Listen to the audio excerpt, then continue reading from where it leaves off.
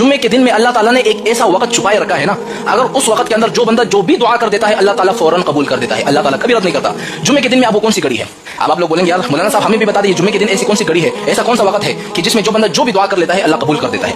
मैं आपको दो घड़ी बता देता हूँ, दो वक्त बता देता हूँ, और मैं आपको गारंटी के साथ बता सकता हूँ। मैंने एक दफा मैं किसी मसले में बड़ा फंसा हुआ था, मैं अपने दुआ कर चुका था, फिर मैं आपको वजीफा बताता हूँ। एक दफा क्या हुआ, मैं बहुत बड़े मसले में फंसा हुआ था, तकरीबन 4-5 लाख का कर्जा था मेरे ऊपर। मैंने क्या किया, लगातार 2 जुम्मे में मैंने उसी वक्त के अंदर अपने लिए दुआ किया, अल्लाह मेरे ऊपर कर्जा है बस इसे खत्म कर दे। अंदाजा नहीं लगा सकते 3 हफ्तों के अंदर मेरा सारा कर्जा खत्म हो गया। 3 हफ्ते क्या चीज है, 1 महीने के अंदर।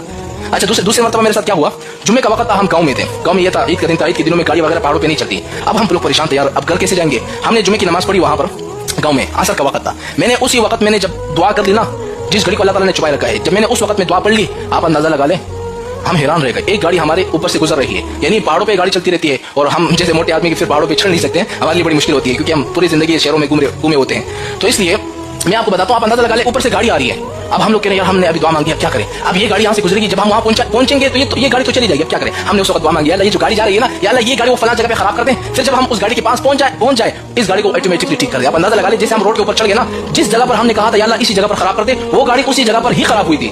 सुभान अल्लाह, खुदा के कसम उसी जगह पर। हम हैरान रह गए। हम जैसे ही उस गाड़ी के करीब पहुंच गए, वो गाड़ी स्टार्ट हो गई, सही हो गई, खुदा के कसम। फिर मैं हैरान रह गया, वाकई जुम्मे के अंदर में अल्लाह ताला ने घड़ी छुपाई रखी है। मैं आपको बताता हूँ भाई, जुम्मे के अंदर में एक घड़ी है। अब वो घड़ी कौन सी है, देखो अल्लाह ताला ने 2 वक्त जुम्मे के अंदर छुपाए रखे हैं। एक वक्त है जब इमाम साहब खुतबा दे रहा होते हैं ना, जुम्मे में 2 खुतबे होते हैं। एक खुतबा देकर जब बैठ जाता है 2-3 सेकंड के लिए, उस दौरान आप जो दुआ मांगो आपकी दुआ कबूल हो जाती है। यानी एक खुतबा इमाम साहब ने पढ़ लिया, जैसे बैठ जाता है ना 2-3 सेकंड के लिए, उसी वक्त दुआ मांगो कबूल। अच्छा, दूसरा वक्त कौन सा है जो अल्लाह ताला ने घड़ी छुपाई रखी है, आपकी दुआ कबूल होगी। दूसरा वक्त है जुम्मे के दिन असर की नमाज के बाद अपनी जगह से आपने उठना नहीं है। जैसे आपने नमाज पढ़ ली, उसी जगह पर आपने बैठ जाना है, और उसी वक्त आपने जो भी दुआ मांग ली ना, आपकी दुआ फौरन कबूल हो जाएगी। क्योंकि मेरे साथ मैंने आजमाया हुआ ये चीज, मुझे पता है।